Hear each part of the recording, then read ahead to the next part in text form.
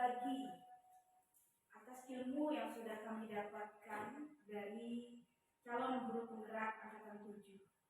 Nah, di sini kami akan berbagi mengenai budaya positif. Jadi di sini kami mengambil penerapan budaya positif di UPTD SD Negeri 10 Bakam, di SD Negeri kita yang tercinta ini. Nah, di sini kami berdua Bapak Ibu ya, karena CCP-nya juga dua. Perkenalkan, saya Rizky Riana dan satunya Ibu Suyanti. Kami akan berbagi ilmu sedikit. Jadi walaupun kami berdiri di sini, kami bukan dikatakan sebagai narasumber, bukan, tapi kami hanya berbagi. Ya Bapak Ibu. Baiklah, saya langsung aja ya Ibu ya.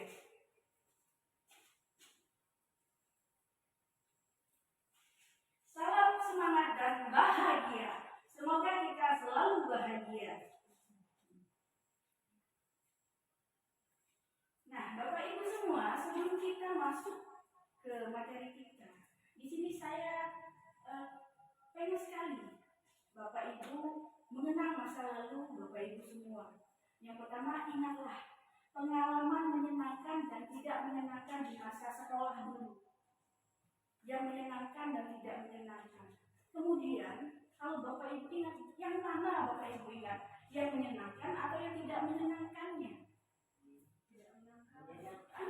Coba saya tanya. Kalau Ibu itu yang mana Bu Devi? Kalau saya itu yang lebih banyak yang tidak menyenangkan ya Bu ya. Tidak menyenangkan. Kalau Ibu Sulis? Kalau saya lebih yang menyenangkan. Menyenangkan. Ibu Susi? Yang menyenangkan. Yang menyenangkan. Ibu Maira? Kalau saya yang tidak menyenangkan sangat. Iya. Yang makanya tidak menyenangkan. Jadi ada yang menyenangkan, ada yang tidak menyenangkan ya Bapak Ibu semua ya. Nah, sekarang kenangan apa yang Bapak Ibu inginkan dalam diri siswa? Bukankah nantinya anak didik kita itu akan meranjak lagi ke tingkat berikutnya? Nah, kenangan seperti apa ya pengen Bapak Ibu berikan kepada anak didik kita? Coba Ibu Siti berikan gimana itu? Bersama kenangan yang menyenangkan. Iya, Ibu Siti mengatakan bahwa ingin melekatkan kenangan yang menyenangkan. Nah,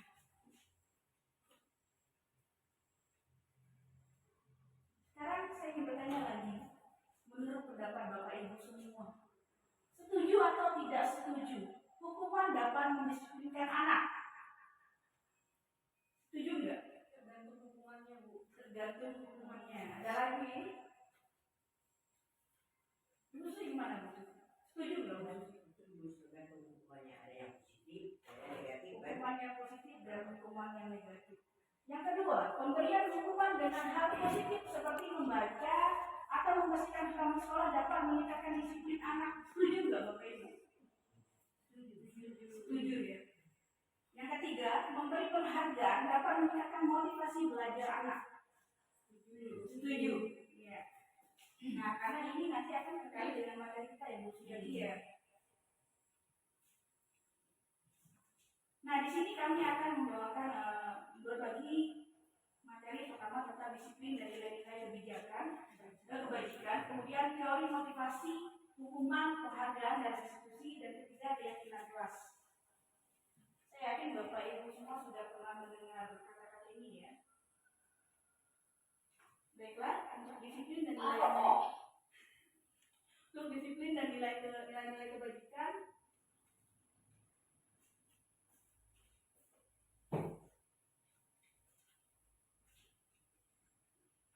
The Bluetooth device is ready to pair. Mohon maaf ya. Nah, di sini ada disiplin dan nilai kebajikan. Disiplin, kalau kita mendengar kata disiplin, kalau menurut Bu Sulis disiplin gimana sih Bu Sulis? Iya Bu Sulis. Secara teori atau? Ya menurut Ibu gimana itu disiplin? Suatu usaha untuk meningkatkan keyakinan atau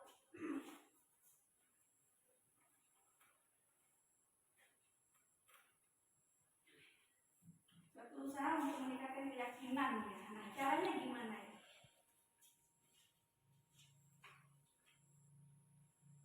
Berhubungan nggak dengan praktek berbicara dengan kata disiplin berhubungan nggak dengan peraturan Bapak Ibu semua? Berhubungan ya.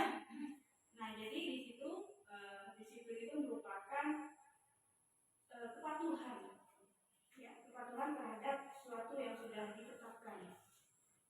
Nah cenderungnya kedisiplinan itu pasti berhubungan dengan ketidaknyamanan, hukuman, konsekuensi, ya, bukan dengan apa yang kita hargai atau pencapaian suatu tujuan mulia. Jadi kalau kata disiplin pasti ke hukuman. Disiplin positif. Menurut Ki Hajar Dewantara, kemerdekaan atau konteks pendidikan saat ini menciptakan murid yang merdeka. Nah syaratnya utamanya harus ada disiplin yang kuat. Bukankah kita sekarang mulai menerapkan kurikulum merdeka ya Bapak Ibu ya? Nah di sini kurikulum merdeka itu diambil dari pemikiran filosofi Ki Hajar Dewantara. Nah dia mengatakan bahwa syarat utamanya adalah harus ada disiplin yang kuat. Disiplin positif merupakan pendekatan mendidik anak untuk melakukan kontrol diri dan pembentukan kepedulian dan mencapai suatu tujuan yang mulia. Jadi kalau menurut Ki Hajar Dewantara itu bukan bertolak pada suatu peraturan atau suatu hukuman. Nilai-nilai kebajikan, nah nilai-nilai kebajikan ini bisa kita terapkan setelah kita menerapkan budaya positif.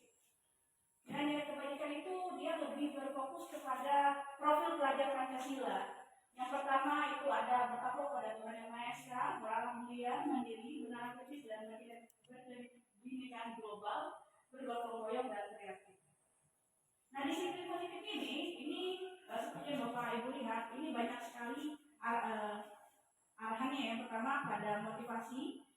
Bagaimana kita ketahui bahwa motivasi itu ada dari intrinsik dan eksplisit, dari dalam dan dari luar. Jadi bisa dari dalam diri kita, bisa dari luar diri kita. Kemudian posisi kontrol dan kebutuhan dasar manusia. Nah, untuk posisi kontrol ini akan dijelaskan oleh Ibu Suyanti. Pada Bu Suyanti, kami persilakan.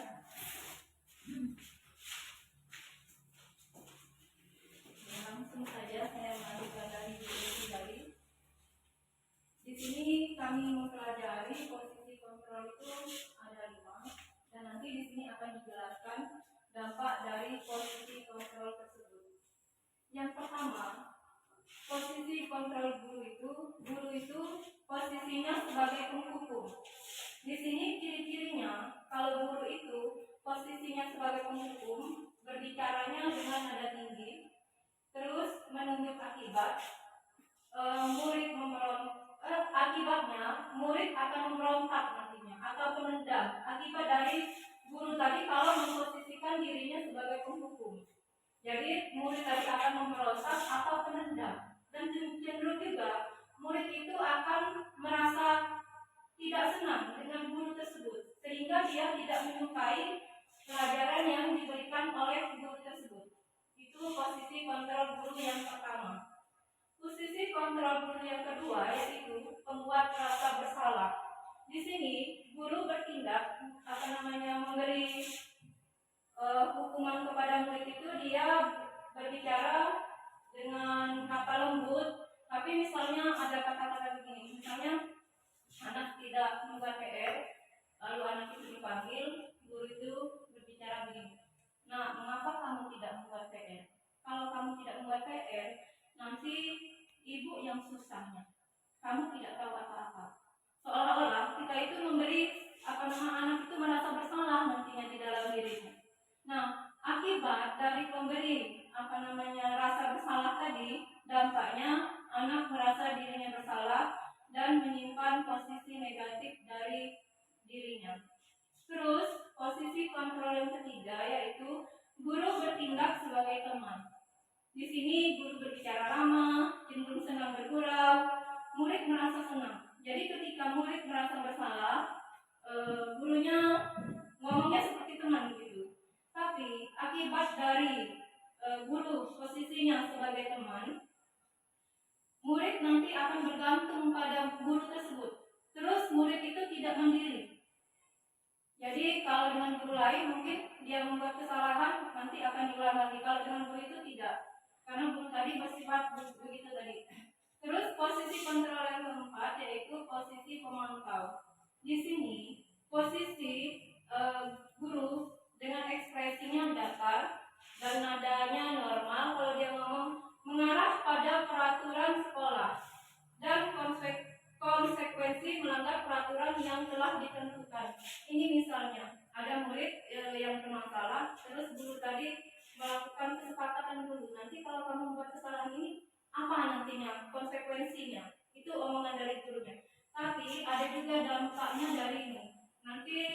murid itu tidak mandiri. Dia kalau melakukan kesalahan harus, supaya tidak melakukan kesalahan itu, guru itu misalnya harus memberikan apa kepada murid tersebut. Terus posisi kontrol guru yang kelima yaitu guru sebagai manajer. Di sini guru berbuat sesuatu bersama dengan murid, mempersilakan murid mempertanggungjawabkan perilakunya, mendukung murid agar dapat menemukan solusi atau permasalahannya sendiri. Bila kita menginginkan murid-murid kita menjadi manusia yang merdeka, mandiri, dan bertanggung jawab, maka kita perlu mengacu kepada restitusi yang dapat menjadikan murid kita sebagai manajer bagi dirinya sendiri. Di manajer, murid diajak untuk menganalisis kebutuhan dirinya maupun kebutuhan orang lain. Di sini, pendekatan bukan pada kemampuan membuat konsekuensi, namun dapat berkolaborasi dengan murid bagaimana memperbaiki kesalahannya yang ada. Seorang manajer berkata, Ibu Desi mengajukan nanti untuk posisi sebagai manajer ini nantinya akan dijelaskan lagi di sini di segitiga restitusi ya. Nah, di situ akan dijelaskan bagaimana kalau guru itu bertindak sebagai manajer. Nah, di situ akan terlihat dengan jelas, ini akan disampaikan lagi oleh Ibu Desi. Teori motivasi hubungan dan olahraga dan restitusi. Tadi saya sudah bertanya, apakah Bapak Ibu semua setuju jika hukuman itu bisa mendisiplinkan anak? Ya, di sini kita akan melihat.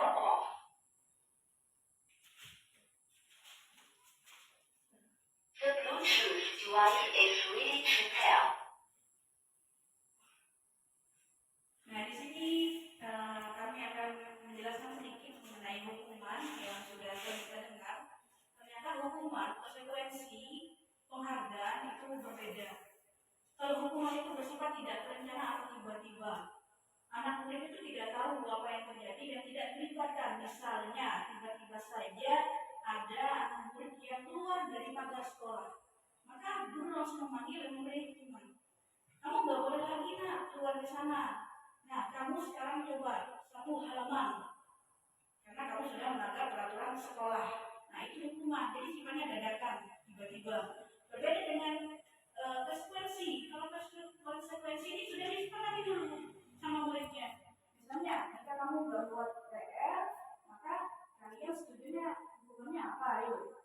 Kami misalnya setujunya nyalin kata-kata yang 100 kata tidak mengerjakan PR tadi. Nah, murid sudah tahu dulu bahwa itu konsekuensi.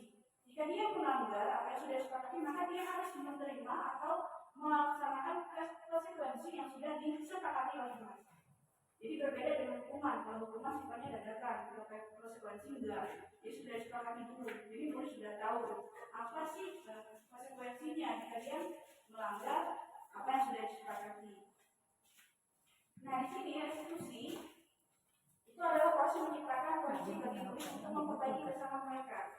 Jadi ketika siswa ada yang salah, misalnya siswa datang terlambat, kemudian kita jangan menegur siswa di depan siswa yang lain, karena itu bisa mengganggu psikologinya. Ya, bisa kita ambil ke ruangan, kita tanyakan, ada apa nak? Kenapa kamu terlambat? Nah, siswa akan menjawab, kok bisa kamu seperti itu? Misalnya saya bangun siang, kok bisa? Kenapa? Karena saya nonton kelamaan. Nah, menurut kamu gimana sih biar kamu nggak bangun siang lagi? Gimana caranya? Nah, itu adalah restitusi. Jadi kita meminta siswa itu sendiri yang mendeteksi penyebabnya kenapa, terus bagaimana cara penyelesaiannya, itu berada pada restitusi. Berbeda dengan hukuman. Kalau hukuman guru kamu harus 1 halaman itu hukuman. Kalau konsekuensi yang sudah kita sepakati. Kalau restitusi enggak, kita tanya, kamu jadi gimana maunya? Apa yang harus kamu lakukan untuk memperbaiki kesalahanmu? Itu restitusi. Jadi mereka akan berpikir sendiri, mandiri, juga berpikir, saya harus gini. Oh, ternyata yang saya lakukan salah. Jadi mereka bisa menyadari sendiri apa yang mereka lakukan adalah salah, tanpa harus memberi hukuman atau konsekuensi. Ciri-ciri restitusi yang pertama, bukan untuk menebus kesalahan, namun untuk belajar dari kesalahan. Jadi bukan untuk mendapatkan sesuatu. Yang kedua, memperbaiki hubungan. Semakin kita bersifat seperti itu dengan siswa, maka siswa akan, oh ternyata ibu ini pengennya segini loh. Jadi lebih dekat dengan siswa. Kemudian tawaran bukan paksaan. Jika ada solusi, nah gimana nanti jika kamu agar kamu tidak bangun kesiangan, coba deh kamu pasang alarm. Itu merupakan suatu tawaran, bukan paksaan. Kemudian restitusi menuntut untuk melihat ke dalam diri. Jadi siswa itu mengenali dirinya sendiri. Kenapa kalau saya seperti ini? Apa yang saya lakukan itu gimana, salah atau enggak? Kemudian restitusi mencari kebutuhan dasar dan dasar tindakan. Karena biasanya kan anak-anak itu melakukan sesuatu pasti ada sebabnya. Apakah butuh perhatian? Ya, seperti itu. Kemudian restitusi diri adalah cara yang paling baik. Fokusnya pada keterbukaan dan tindakan. Kemudian fokus pada solusi, bukan mencari kesalahan. Jadi kita cari solusinya, bukan kita korek terus kesalahan seperti itu. Kemudian mengembalikan murid yang berbuat salah pada kelompoknya. Dan jika kamu sudah selesai, nanti kamu perbaiki kesalahan kamu seperti yang kamu ucapkan, silakan kembali ke kelompoknya seperti itu. Nah, selanjutnya untuk penerapan segitiga restitusi mungkin akan lebih jelas dijelaskan oleh Ibu Syanti.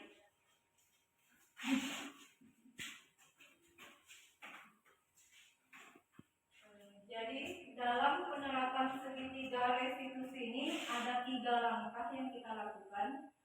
Yang pertama menstabilkan identitas, terus validasi, terus meyakinkan keyakinan.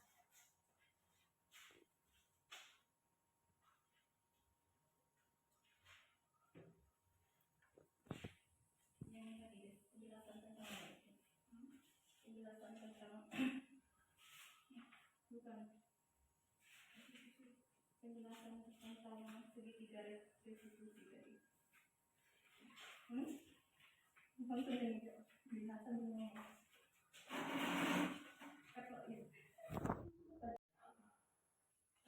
Menstabilkan identitas di sini berdasarkan prinsipnya membuat kesalahan adalah bagian dari proses pembelajaran. Jadi di menstabilkan identitas ini ketika murid misalnya mempunyai kasus, guru tersebut bertanya, nah, mengapa kamu membuat kesalahan tersebut? Itu pertanyaannya. Di menstabilkan identitas. Jadi kita mencari dulu apa sebab murid tersebut melakukan kesalahan. Terus di validasi di sini guru akan bergeser dari pemikiran stimulus ke respon menjadi proaktif. Di sini guru menggali kebutuhan siswa itu apa, mengapa dia membuat kesalahan tadi. Nah, bagaimana cara dia memperbaiki kesalahan tadi, itu yang dilakukan di validasi. Terus di meyakinkan keyakinan ini. Nah, di sini setiap kelas itu sebenarnya diminta untuk membuatkan keyakinan kelas dulu. Nah, ketika murid melakukan kesalahan, yaitu dikaitkan kesalahannya itu bertentangan atau tidak dengan keyakinan kelasnya. Itu yang dilakukan di meyakinkan keyakinan ini. Untuk selanjutnya akan dijelaskan oleh Ibu Desi.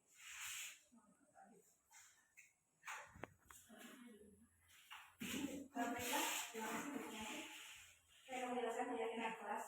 Nah, kita pasti sudah sering dengar di guru merdeka ada yang namanya kesepakatan kelas. Ya, kalau kita nonton di video atau apa hubungan pembelajaran pasti ada setiap kelas namanya kesepakatan. Nah, kesepakatan ini sama dengan keyakinan kelas. Jadi keyakinan kelas ini, Bapak Ibu, sebagai motivasi intrinsik. Jadi motivasi yang memang dari mendorong sesuatu dari dalam. Lebih menggerakkan seorang dibandingkan mengikuti serangkaian peraturan-peraturan. Jadi keyakinan kelas ini berbeda dengan peraturan kelas. Berbeda dengan peraturan kelas. Kalau peraturan kelas misalnya gini. Yang pertama, tidak boleh datang terlambat. Ya, oke Bu ya. Kalau siswa beda. Saya mempunyai, kalau keyakinan kelas saya mempunyai sifat disiplin. Nah, seperti itu. Jadi lebih mengarah ke siswanya, bukan ke peraturannya. Di sini ada budaya positif, impulsif, keyakinan kelas dan peraturan kelas itu saling berkaitan, yang nantinya merujuk pada peraturan kelas.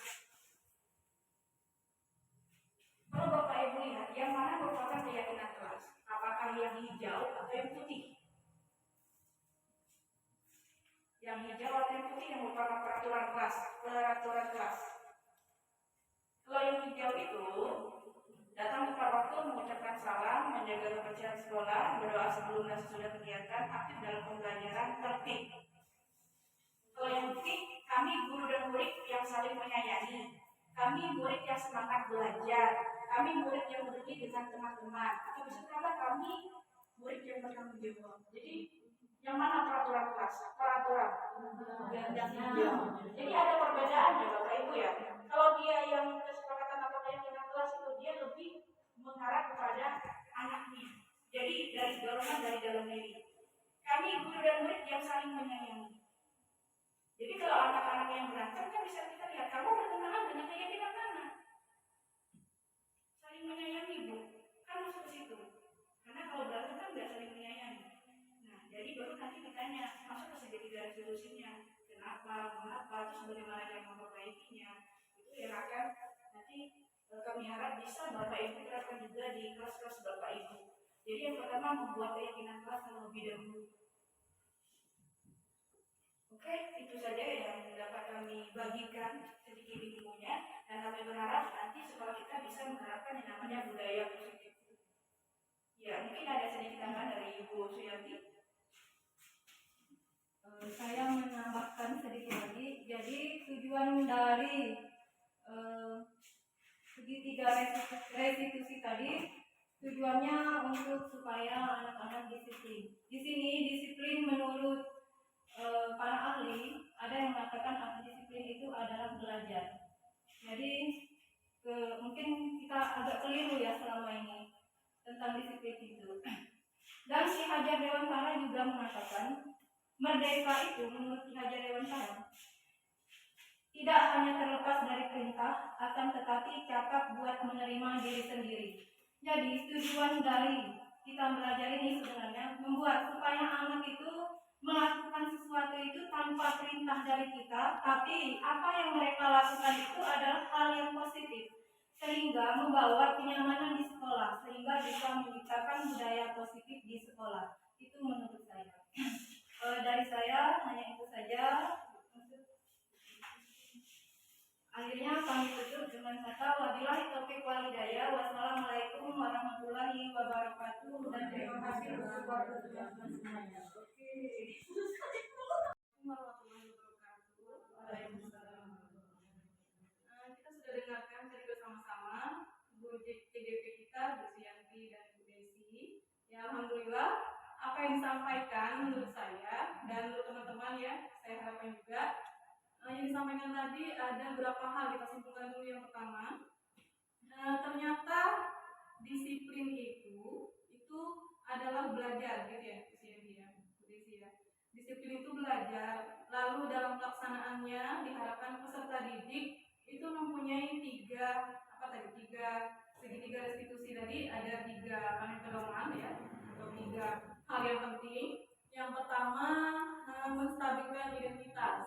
Jadi ketika ada masalah, maka siswa itu harus tanya dulu masalahnya apa nak, lalu faktor apa yang menyebabkannya gitu. Lalu yang kedua, tadi kalau tidak salah validasi. Jadi setelah tahu masalahnya apa, kita bisa memvalidasi kira-kira ini untuk solusinya apa. Gitu ya kurang lebih ya. Kalau sepenangkap saya tadi. Lalu yang ketiga tadi meyakinkan keyakinan. Nah, berarti di kelas kita tahu sekarang kalau di kelas itu bukan hanya peraturan kelas yang ada, gitu ya. Jadi ada peraturan kelas, ada itu yang namanya keyakinan kelas, gitu. Nah, keyakinan kelas itu apa? Keyakinan kelas itu berarti lebih ke karakter siswa tadi misalnya saya adalah siswa atau peserta didik yang memiliki karakter yang berdisiplin, atau saya adalah siswa yang menyayangi, seperti itu kurang lebih. Kalau peraturan lebih ke usaha untuk menerapkan disiplin lagi tadi, misalnya tidak boleh datang terlambat, ketika masuk kelas harus memberikan salam lebih dahulu, lalu apalagi tadi biasanya kita di kelas juga harus mengucapkan salam, sapa, senyum, seperti itu ya, membiasakan 5S. Jadi dari apa yang disampaikan oleh Bu Desi dan Ibu Suyanti itu semuanya sangat baik untuk pembelajaran kita ke depannya. Jadi Jadi diharapkan dengan apa yang sudah disampaikan tadi, banyak hal positif, tentunya hal positif semua yang kita dapatkan, kita bisa terapkan di kelas dengan harapan semua peserta didik maupun staf dewan guru dan staf tenaga pendidikan bisa menerapkan yang namanya budaya positif, khususnya di lingkungan UPTD SD Negeri 10 Bakam. Seperti itu yang diharapkan. Jadi untuk Bu Desi dan Bu Sianti, jika ada ilmu lagi yang didapat dari program guru penggerak, kami sebagai guru juga di sini, jika ada yang bagus, yang ada ilmu yang bagus disampaikan, pastinya ilmu itu pasti semuanya bermanfaat ya. Jadi kami sangat berharap untuk segera disampaikan agar apa? Agar kita semua bisa mengaplikasikan kepada peserta didik tentang apa yang didapatkan. Toh nanti ujung-ujungnya apa? Ujung-ujungnya nanti tombak pendidikan memang ada di guru dan diharapkan ilmu yang didapatkan itu nanti langsung bisa diterapkan dan bisa membawa nama baik sekolah, bisa menghasilkan peserta didik juga yang berbudaya positif. Mungkin itu ya. Tetap semangat pada Ibu Desi, Ibu Sianti, maju terus kata menyerah. Wassalamualaikum warahmatullahi wabarakatuh.